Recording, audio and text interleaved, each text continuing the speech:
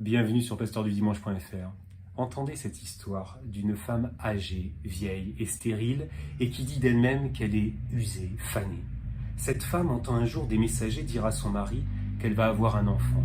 Et cela la fait rire, elle sait qu'elle n'a plus ses règles depuis bien longtemps et le texte le dit joliment, elle n'a plus la voie, le chemin des femmes, un chemin de fécondité sans doute ou un chemin comme un cycle chaque mois. Elle ne fait plus ce chemin, comme figée dans une impasse. Elle rit, elle sait que sa parole de femme compte peu. Une femme assignée à une place. Mais de cette annonce d'une naissance impossible, Dieu va permettre à cette femme de passer sur le devant de la scène. Sa place n'est plus là derrière la tente ou aux ordres pour préparer le repas. Sa parole n'est plus seulement intérieure. Mais son corps et son couple sont en jeu ici, et quand on est vieux, peut-on encore espérer quelque chose de son corps et de son couple ? Elle ne se demande pas si elle pourra encore avoir ses règles, mais si elle pourra encore jouir ou avoir du plaisir. Ici, c'est la racine Éden qui évoque les délices. Il y a dans la sexualité autre chose qu'une question de descendance. Mais le Seigneur dit, y a-t-il une chose trop prodigieuse pour le Seigneur ?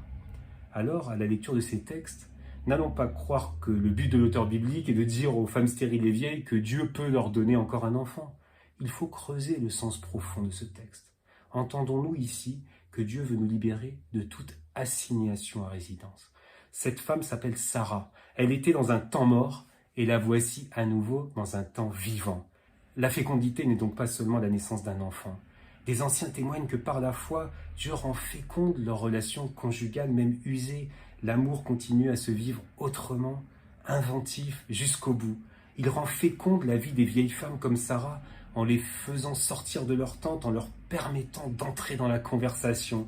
Et en Jésus-Christ, il rend féconde la vie de celles et ceux qui sont considérés comme des inutiles, ou des exclus, ou des moribonds.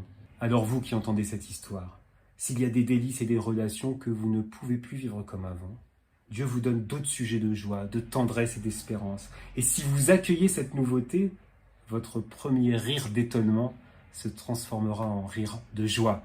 Et vous pourrez alors, avec Sarah, choisir la vie.